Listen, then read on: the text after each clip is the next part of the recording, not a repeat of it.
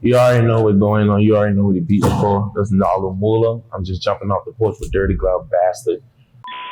The way she looking at me, you can tell that she up to something. The way she can with me, she know I'm up. All right, we got Nardo Mula off the porch with us today. Yeah, they big Mula. How you feeling today, man? Feel great. What's up, man? Yeah, appreciate you coming back, man. We had you on last year with Johnny 2 Times. Yeah, I'm gonna keep on with you, man, every year. Yeah. While powering up. No doubt, man. What are you working on here in Atlanta for this trip? Man, I'm in Atlanta so much now.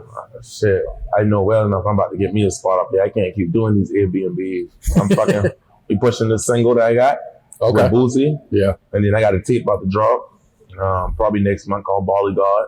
Okay. Yeah. All right, bet. So productive trip out here, huh? Every day is productive, bro. Yeah. We going crazy. That single going crazy right now. I just dropped Boosie on there like a month and a half ago. Streams going crazy and shit like that. Yeah. We in the club every week, at least 2 clubs every week. Just fucking up the whole city. I'm trying to fuck up the whole Atlanta all summer. Then we gonna just take it to Florida, you know? Yeah, keep it moving, man. Keep it moving. Before we get into the single and all that, I just want to kind of ask you your thoughts on the George Floyd killing and the protests that are going on right now. Like, you've been having fuck up shit going on, bro. You feel what I'm saying? It's crazy that something drastic got to happen in life for people to start getting the picture, or for people to start feeling like they want to make a move. You feel what I'm saying? I just really try to stay out of like all of the politics and going crazy on social media and everything like that. But shit been going on. You know, I'm from South Carolina. You dig what I'm saying? We've been dealing with that bullshit. Been dealing with that shit in the court system. Been dealing with that shit with the police. Been dealing with that shit with the teachers at the school. Been dealing with that shit with everybody. You feel what I'm saying? Like, so now it happens in one of these bigger cities and then everybody's going crazy over protesting and everything like that. Like, we just got to see how this shit gonna happen after a couple of months. Like, is people gonna get back relaxed? People gonna get back cool? Are they gonna really be enforcing us? You feel what I'm saying? I can speak out just like anybody else every day. But then after like 3 months, what kind of vibe am I gonna be on? You feel what I'm saying? Been having this bullshit going on. This shit been supposed to change. Yeah. And at the end of the day, we got to change in our own actions too. You know what I mean? Our own actions got to change. The way we handling ourselves. Because if they see us handle ourselves a certain type of way, they gonna come at us feeling like they can play with us also, you know? But, you know, I don't be getting into that shit quite so much, bro. Yeah, that's real what you said, though. Yeah. All right, so what's life like in South Carolina these days? I mean, after the quarantine, I mean, shit, we ain't really never been quarantining, to be real. You couldn't really go to the restaurants like you want to, but shit, nigga, we've been having cookouts on the back streets and fucking, you know, out in the fucking country. We got big ass block parties, grows still rolling. Shit, they closed down the clubs. We took that shit in the fucking fields. You feel what I said? Word, but shit, you know. But I mean, it's alright. Niggas is moving. You know what I mean? Yeah, we making shit shape. Yeah. And you're in Columbia now? Yeah, I stay in Columbia. Okay. I stay in Columbia, but you know I'm from Charleston, but I be in Orangeburg most of the time. Okay. Okay. Yeah. So how old were you when you first jumped off the porch? When I first jumped off the porch, like, you talking about fucking around like in the streets or the music? Streets. Are we talking about legit or illegitimate? Let's start with the streets, yeah. All right. I probably jumped off the porch around like, I always been bad as a bitch, bro. You feel what I'm saying? Like, ain't been really on no street. Like, I used to always just be in trouble. Like, I stayed in Atlanta when I was in like 5th, 6th grade, getting put out of school. I used to stay out there on Stone Mountain on Hambrick Road. And then I got put out of school out there. They sent me back to Charleston. And I got put out of school down there. They sent me to Wilmington, North Carolina. And then I got put out of school out there after a whole semester. They sent me to Orangeburg. Then I got put out after a semester down there. They sent me to New York. Then I came back to Orangeburg. But probably right in between going to North Carolina, I probably was like in the 7th, 8th grade. I started fucking around, just shaking a little leg. I was bullshitting, you know, fucking up the dope, buying little double ups and shit like that, just fucking that shit up just because you want to go smoke.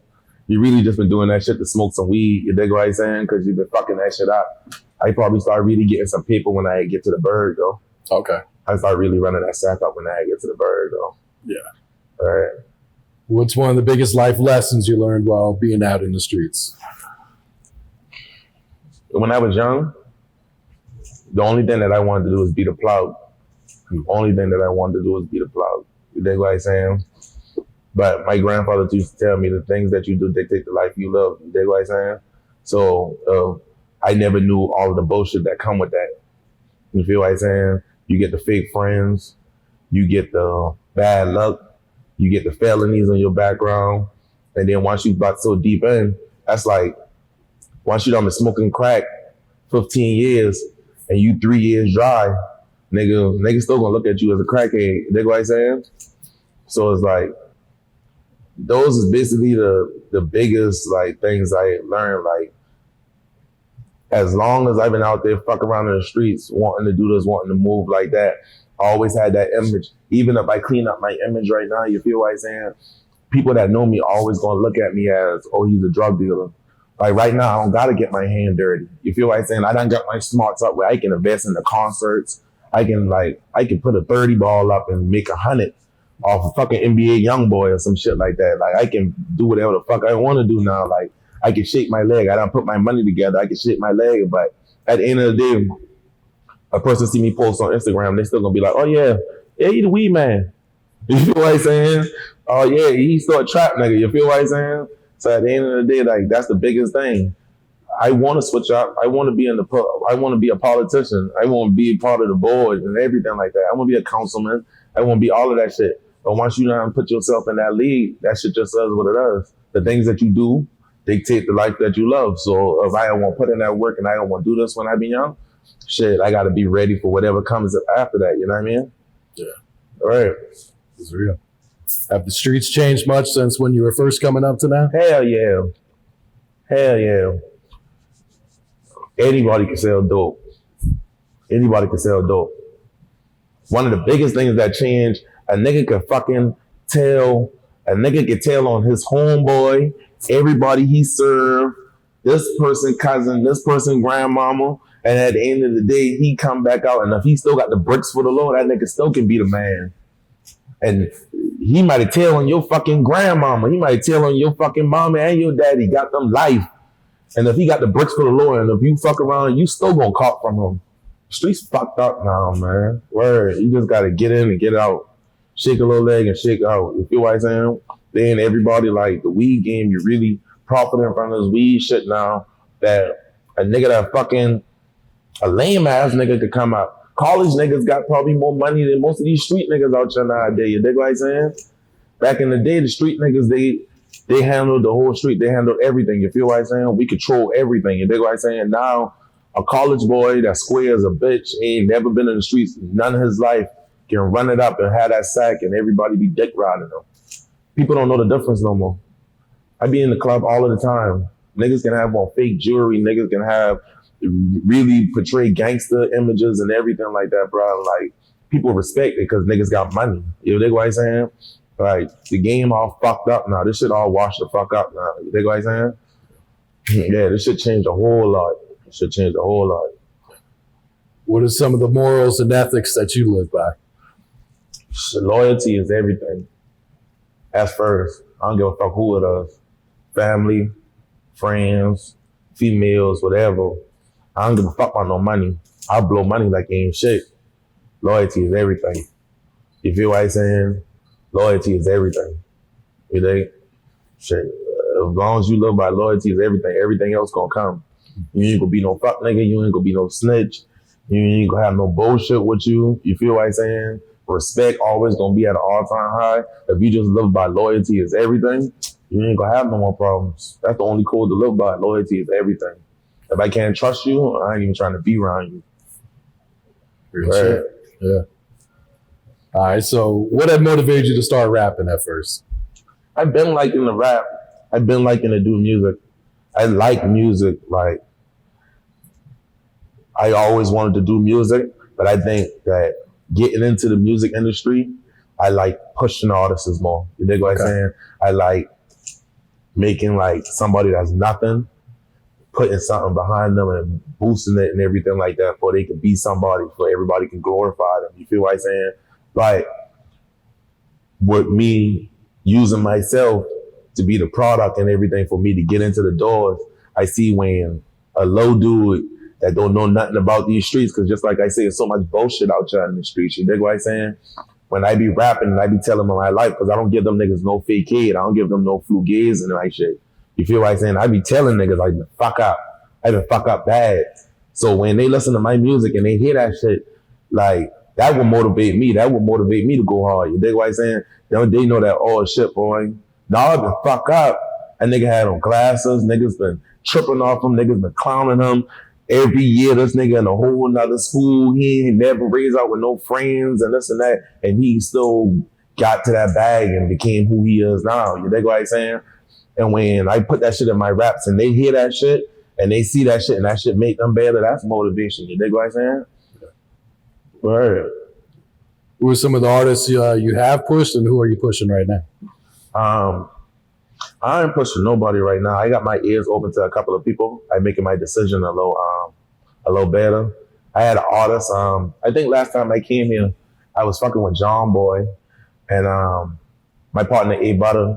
You know what I mean? But they done got themselves together. That I was just fucking with them because them my brothers. I want to see them win. You dig what I'm saying? I was fucking with Jack Squad Gotti earlier this year. He had got back home, but he wanted to take some time off. And then in the past, I was fucking with PG Raw. I had broke him out of the bottom. You feel what I'm saying? I shook him out of the bottom. And then he had got his situation together and everything like that. And he had started rolling and shit. But right now, I just got all focus on me. You know what I'm saying? Because like my shit coasting, like people fucking with me, people wanting to hear more and everything like that. So like, as me being a CEO, I'm a CEO. I got my cameraman, who's my homeboy. You dig what I'm saying? I got my social media marketer, who's my homeboy. But at the end of the day, that's all I feel like I need. So that's my team. So as a CEO, I make decisions, but I bring the decisions to them because they're looking from the outside. You dig what I'm saying? So if I telling them like, yeah, bro, I like this artist and everything like that. And as the rapper, they telling me, no, bro, like you need to go. Like, you feel what I'm saying? I got to listen to what they saying. If they telling me I need to fall back and I need to push on her more, I listen to what they saying because they looking from the outside in. You dig what I'm saying? Because at the end of the day, I'm a rapper, but I'm a CEO, so I only gonna move how they want me to move. You dig what I'm saying? And how they seeing from the outside wanting me to move. You dig? Yeah. When you do put yourself behind an artist, start pushing them, what are some of the qualities you look for in an artist?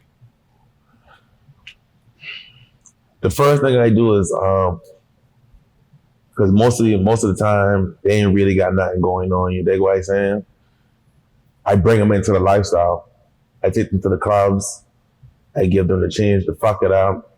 I get them dressed. I get them all of that shit. And then at first, I probably won't even sign them, but I have them rolling with me. I show them the lifestyle. I have them flexing. You feel what I'm saying? I give them a little change. Have them living the best life and everything like that. Because I know if you ain't had shit and a month later, niggas seeing you doing this and niggas seeing you moving like this and you always in bigger cities, big clubs and shit like that, hate gonna come. You feel what I'm saying? Hate gonna come. And there's gonna be niggas trying to go at your head. So the first thing that I trying to find out is how you gonna move and react to people coming at your head and can you take that shit? That's the first thing. Because that can make or break an artist. You can be the hardest artist. I can have millions of dollars to put into you. But at the end of the day, you can't control this shit when the lights really get on you. You feel what I'm saying? If you can't control yourself, you can't handle yourself the right way, you're going to crash. You're going to fuck this whole shit up. You're going to fuck this whole shit up. So that's the first quality I try to find out of anybody. You know, loyalty. And see if you can be loyal, but you don't know if a person can be loyal. And niggas run their mouth all day and say that they can be loyal. Most of the people that I fuck with the music, I don't know them. You feel what I'm saying? So that's something I got to see down the line. So I can't say that's the first thing that I'm be looking for. You dig what I'm saying? But I just try to see if they can take this limelight. If they can take what's going to come at them. If they can take niggas getting on the ground, calling them pussy and this and that and handle that shit the right way. You dig what I'm saying? If they can take fucking they homeboys falling off or they homeboys saying fuck them or stealing from them and they can handle that shit the right way. And if I see that they can move the right way and everything like that, then we can go farther. Yeah. Gotcha. What's the music scene like in South Carolina right now? This shit cranking. Everybody working. Everybody working. Now, what niggas need to do, niggas need to start working together more. You dig what I'm saying? Like in Atlanta, I could come to Atlanta and shake a leg with whoever the fuck. Like, if I'm in the studio and whoever in the next studio, like, I say, man, I'm about to book another 5 hours. You about to leave? We can do music. You feel what I'm saying? It need to be more of that in South Carolina. People more of, they feel like they already here. They might be popular. It might be a person like, let's say what me. I might just be jumping off the porch. You feel what I'm saying? I might just start rapping and everything like that. But at the end of the day, it might be somebody who got the city on fire. You know what I'm saying? So they gonna feel like I need something from them. So they might try to tax me high as a bitch just because they feel like, oh, well, he need me in order to blow. You dig what I'm saying? And that happened with me when I first get into the game. Niggas wasn't fucking with me. Niggas in the city and everything like that, they wasn't showing no love. They wasn't, DJs wasn't fucking with me or nothing. Even, because, I was a promoter before I started fucking back with the rap. DJs I was booking for the club, promoters I was booking for the club. When I came and turned into the rap, them niggas wasn't fucking with me with this shit. Them niggas was taking my money, treating the shit like it was some bullshit. You feel what I'm saying? But at the end of the day, I stayed humble with the shit and I just came to Atlanta and started wiggling out Jumbo. Now they see that my shit shaking in Atlanta. Niggas was fucking with me in Atlanta. I get more streams in Atlanta and Charlotte than South Carolina because I be out of the state networking because niggas in Charlotte and niggas in Atlanta, they won't work. They don't give a fuck. You feel what I'm saying? Like, they don't give a fuck how much money you got. No, none of that. They won't work. They see you working, they want to work. You dig what I'm saying? But they ain't like that in South Carolina. So now, like, niggas be coming to me all the time. The same niggas I probably came to a year ago. When they see me, they be all smiles. They want to link and everything like that. But I'm humble. So I'm like, yeah, we can work it out. I ain't even going to shit on you because you shit on me. You feel what I'm saying? But it just need to be more of that. It need to be more people working and DJs working with the promoters working with the DJs, fucking the artists is working with everybody, the beat makers and everything like that. Just because you get popping and you a beat maker, you don't need to be trying to tax the city and show love to other niggas in other states because you hot. It just need to be more, everybody need to be working together and we can get to, our goal of what we trying to be. Yeah. South Carolina could be the next state. Everything hitting out there. Yeah. You see the baby just take off. You feel what I'm saying? But at the end of the day, that's North Carolina. South Carolina, crazy. Like, we got heavy hitters and we got the check. You feel what I'm saying? But at the end of the day, like, South Carolina got like a crab in the bucket mentality. If they see a nigga getting his way out, niggas gonna try to pull him back down. And that's just being real. Some niggas gonna hate that, but I just being 100% real. And that's 100% real. I run out here to Atlanta to work with niggas in Atlanta before I go to work with niggas in South Carolina, not because I feel like it's better, not because of none of that, because these niggas up here won't work. I gotta feel like I'm in competition with y'all. I ain't trying to be in competition. I ain't trying to get to my goal. I trying to run up a bag. I trying to make sure all my dogs got a bag. Niggas down there just like, oh, I don't want to get him hard and he bigger than me. I don't give a fuck. I push artists. I don't give a fuck if either one of them be bigger than me. You feel what I'm saying? My homeboys, they ain't signing me or none of that. Even other niggas that I know that rap and everything, I jump on tracks with them and everything. I don't give a fuck if you be harder than me. Take off, nigga. And then I'm gonna fuck with you the same way. You might get me in the door. But niggas don't think of the game like that. Everybody don't think of that shit like that. You know what I mean? Mm-hmm. Real shit. All right. Talk to us about that single, Up To Sumn. I had dropped Up To Sumn with Young Ruler in Houston. I went out there to go get my teeth done.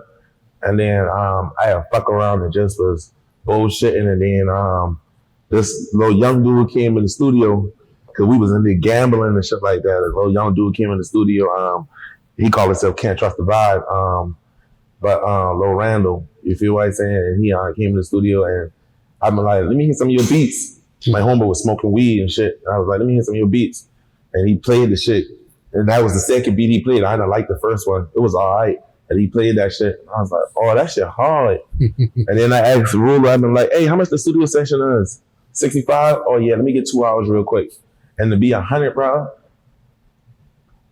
from him playing that beat right there to me going in the studio, like punching in on that shit, I did that shit in like 25 minutes. The choruses, the verse, then going back and doing the ad-libs and everything. But I only had one verse. Everybody came in there and they was like, damn, you finished with that shit already? Ruler heard the shit. Ruler jump on the shit. Probably a couple of months later, I just was bullshitting with it. I wasn't even putting it out. That was like December, around February. I just dropped the shit. You feel what I'm saying? I was doing a couple of videos and I was like, shit. Everybody at, like, my homeboys, them that heard that shit, they be like, bro, that's that one. But you know, like, I hear them my homeboys, you dig what I'm saying? But then my other homeboys started leaking the shit to the niggas that was in the street. And people in the street was coming up to me like, there's something. And I'm like, how the fuck you hear that shit? So I released the shit. That shit probably did like 100,000 streams in like 2.5 weeks. You dig what I'm saying? Off me just releasing that shit. I ain't put no promo behind it or nothing like that. So then I started putting promo behind it and that shit started climbing and climbing. You dig what I'm saying? I said, oh yeah, that was it. So I was supposed to go I had hollered at Rennie to get on it, but a little situation that happened. And then some shit ended up coming out where my people said, hey, you should holler at Boosie because this quarantine shit was going on and the man was working shit out with people. But then when he heard the shit, he was like, oh no, like, yeah, I'm gonna fuck with you with this shit. And I'm gonna make the number good. So I went to this house spot and played the shit, nigga jump on the shit. He was on that shit. He was like, bro, you gotta push this shit, bro. Like, you feel like saying niggas come with hard songs, like this shit, that one. And shit, like 2 weeks later, I dropped that shit and like the state was going crazy. And they was like, oh, you got a song with Boosie. Like, that's the hard song. Everywhere you go, niggas talking about up to something, this and that. Even when I go in the clubs up here in the A now, like people just going crazy, up to something, up to something, up to something. You dig what I'm saying? And then you know it's catchy. You feel what I'm saying? So shit, I'm running with it. Even if I got to run with it a whole year, like I'm running with it. You dig what I'm saying? Yeah. Yeah, I see the remix is doing really well online too. Hell yeah. The remix is going crazy right now. All right, talk to us about the upcoming project. Bali God. Bali God is a mix between Nardo and Mula. Cause I started floating out. You know, last time I was here, I was on my Mula financial shit. Yeah. You dig what I'm saying? So last time I was on here, I was on my Mula financial, like talking about big bag shit and this and that and everything like that. Talking about getting all this money, flexing and shit like that. And I feel like I lost my people. You feel what I'm saying? The people that came up with me, they was wanting to hear like the struggle. They want to hear that real Nard. They want to hear that real street shit. They want to hear I really come up. They didn't want to hear Nard got no bag. They want to hear I been running in niggas' house, breaking in niggas' shit, taking TVs and shit. That's what they want to hear. So it was like, I went back to the hood. And like, lately I just be in the hood like more humble, more calm now, because I felt like that big bag talk would have got me in the industry. But now it's like, I got that in us, because I got songs like Up to Something and everything like that, but it's more of like Nard, not even Nardo. It's like more of Nard, like in the streets, Nard from Orangeburg, back 07, 08, like trying to get it, Nard. You feel what I'm saying? So if the niggas really listening to the music, like you gonna get that deep shit. You gonna really get my emotions out that shit. Like you gonna get that crunk shit, you gonna get that trap shit. But if you really listening to that shit, you gonna get all of my emotions that I be feeling, because my mind be all over the place. You dig what I'm saying? Mm-hmm. But the thing is, like, person might listen to the beat and listen to my slang. Because most of the time, these niggas don't understand what the fuck coming out my mouth.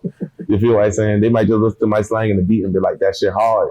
But this, that type shit, like, when you listen to them words, you gonna be like, oh, hell no. Like, man got real shit going on, you dig? Yeah. I see you got 42 Dugg on there, too. Hell yeah. I ain't gonna drop that single yet. I'm gonna wait till the tape drop. Okay. And I'm gonna give them that shit. I probably gonna put like 2 more features on that shit. You feel what I'm saying? I was trying to reach out to Moneybag Yo. You feel what I'm saying? But at the end of the day, I ain't coming out my pocket. I'm gonna be real. I coming out my pocket. I ain't about to just drop no 50, 100,000 on no nigga like that. You dig what I'm saying? I coming out my pocket to drop a mixtape. You feel what I'm saying?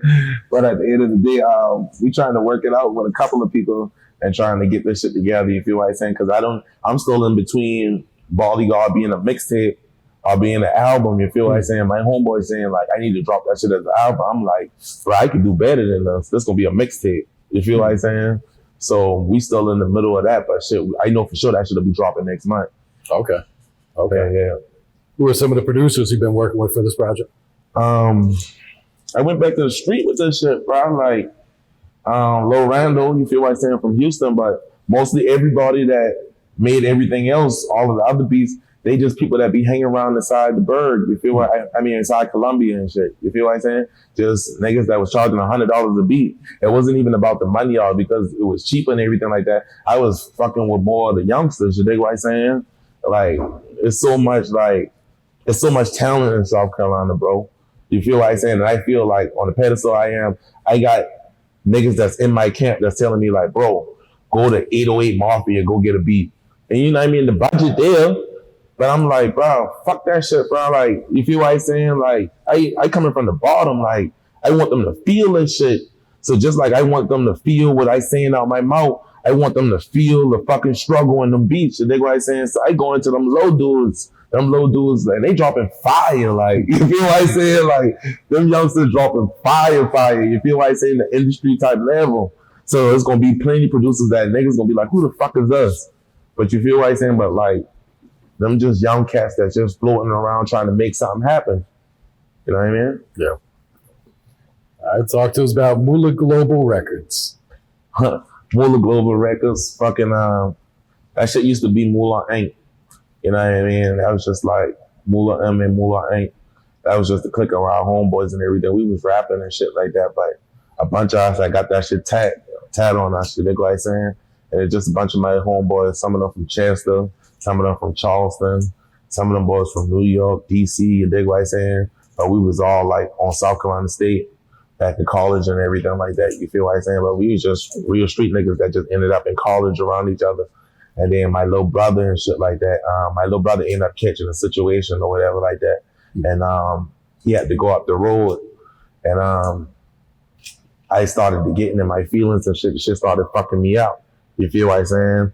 But at the end of the day, after all of that, he ended up telling me like, bro, you gotta get back in this shit. You gotta crank. You feel what I'm saying?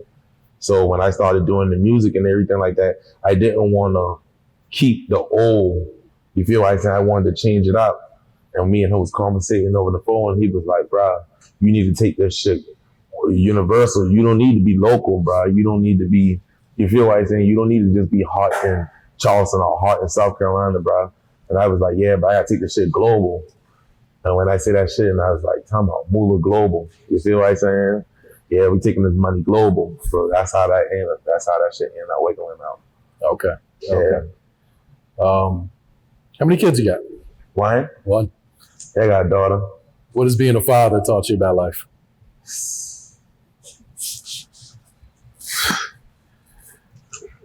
That shit taught me two things.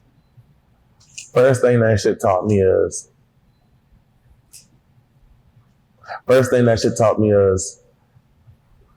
I gotta value my life a lot more. Cause now I got responsibilities. I got somebody looking up to me. I got somebody that's, you feel what I'm saying, functioning off everything that I do. You dig what I'm saying? So I can't just go and be fucking up money. I can't just go and nigga disrespecting and just go run down on a nigga. I gotta make a second decision on all of this shit because at the end of the day, like, I gotta make sure I did and make sure she's straight. You dig what I'm saying? So I gotta value myself even more. You dig what I'm saying? Cause before her, like, I was with anything. I ain't give a fuck. Like, I used to always be going to jail because I've been trapping. You get bumped off. It is what it is. Go up the road. Fucking, if a nigga's disrespect, running down on this nigga. If a nigga won't smoke, fuck that. I still in the hood. Yeah, you just gotta value your life for more because now you got somebody looking up to you. The second thing is, you got sacrifices. You feel what I'm saying? Like,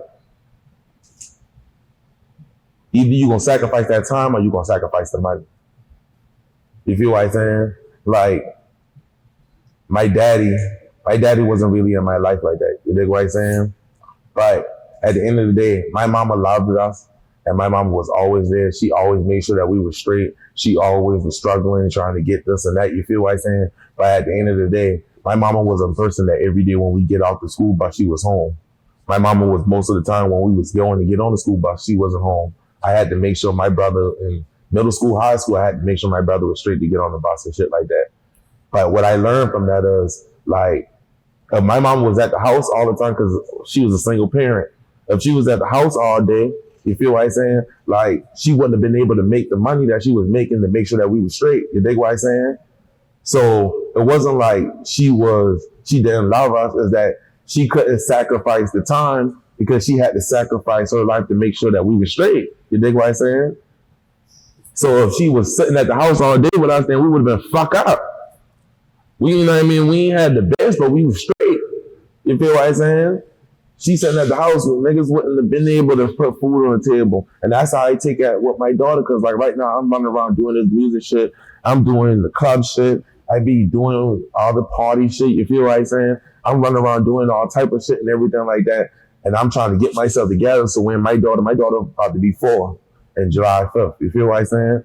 Like when she gets 6, 7, I want my life to be stable. I want everything to be together. I'm not saying it's going to for sure happen like that, but at the end of the day, my 2-3 year plan is for me to be stable for, I can start building with her. I can start being there when she really, you know, at her adult age, able to move around. I mean, you know, at her older age, they really moving around elementary school and everything like that. I can be there more. But right now, I got to sacrifice either the time with her. I got to sacrifice the money. You feel what I'm saying? Real shit. All right, Nard, what else is coming up, man? Got the new project dropping in the next month. What else you working on? I'm going crazy. I really been taking my time. You know, I've been fucking with Hot Rod a lot. Mm-hmm. You feel what I'm saying? So Hot really the only person that got me like, bro, listen, let's push this out to something for a little while and let's ease it in it and we're going to get the tape and everything like that. Because you know how I do shit. I want to go crazy. I want to get DJ Drama on the tape, drop that shit 2 months later. I want to drop this shit. You feel what I'm saying? But it's working out how he telling me how to do shit. You feel what I'm saying? So I'm really just with me, my team, Heart, and everything like that. We coming together. We just trying to put out the work where everybody can get it. You know what I mean? Everybody can catch it, and then we go on to the next project. So right now we just focus on To Sumn, Bali God, and then we about to go straight into another tape. I ain't really got a name for it, but I'll be dropping another one probably around September, November. Okay. All right. Any last words or shout outs before we get you out of here?